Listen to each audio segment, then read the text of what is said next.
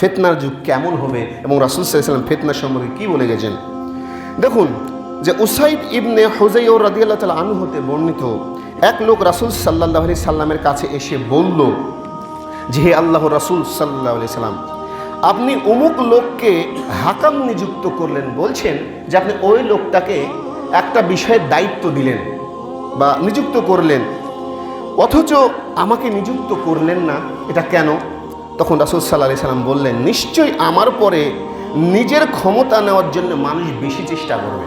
এই যুগটা কিন্তু সবচেয়ে বেশি, মানে দেখবেন যে যে দায়িত্ব নিতে পারবে, যে লোকটার মধ্যে ওই দক্ষতাটা আছে, মোট কথা ইসলামের দৃষ্টিতে যে দক্ষতাটা তার আছে, সেটা ইসলাম মানে ভাবিয়েন না যে শুধু নামাজ কালামের মধ্যে, আপনি রাষ্ট্রীয় বলেন, সামাজিক বলেন, পারিবারিক জীবন বলেন, অর্থ লেনদেন বলেন, প্রত্যেকটা ক্ষেত্রে কিন্তু ইসলাম আছে।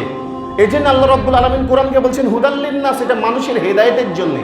যে ওয়াবাইনাতিন মিনাল হুদা ওয়াল ফুরকান, এটা এই জন্য সৃষ্টি করা হয়েছে যাতে মানুষ ভালো মন্দ, ন্যায় অন্যায় পার্থক্য করতে পারে। শুধু ভাবেন না যে নামাজের জন্য, এটা কোরআন এমন একটা জীবন বিধান যার মধ্যে প্রত্যেকটা বিষয় নিহিত আছে। আপনি চলবেন কিভাবে, খাবেন কিভাবে, পিতামাতার সাথে আচরণ করবেন কিভাবে, রাষ্ট্র চালাবেন কিভাবে, প্রত্যেকটা বিষয় দেওয়া আছে এটা পুরোপুরিভাবে।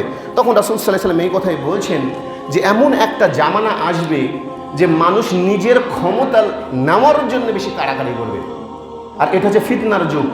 আর এই কাজটা যে কতটা খারাপ ভাবতে পারবে না কেন? যেই ব্যক্তির যত বড় দায়িত্ব থাকবে তার তত তাকে ধরা হবে। আর কিয়ামতের ময়দানের দিন ওই সব ব্যক্তিরা সবচাইতে লজ্জায় পড়ে যাবে যে আমি দায়িত্ব নিয়ে আমার কাজটাকে আমি সঠিকভাবে করতে পারিনি। তখন এর জন্য সবচেয়ে ভয়াবহ শাস্তি হচ্ছে, সেটা হলো জাহান্নামের শাস্তি।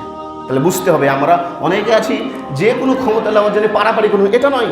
জনগণ আপনাকে নির্দিষ্ট করে দেবে, এটা হচ্ছে ইসলামের প্রতিষ্ঠা।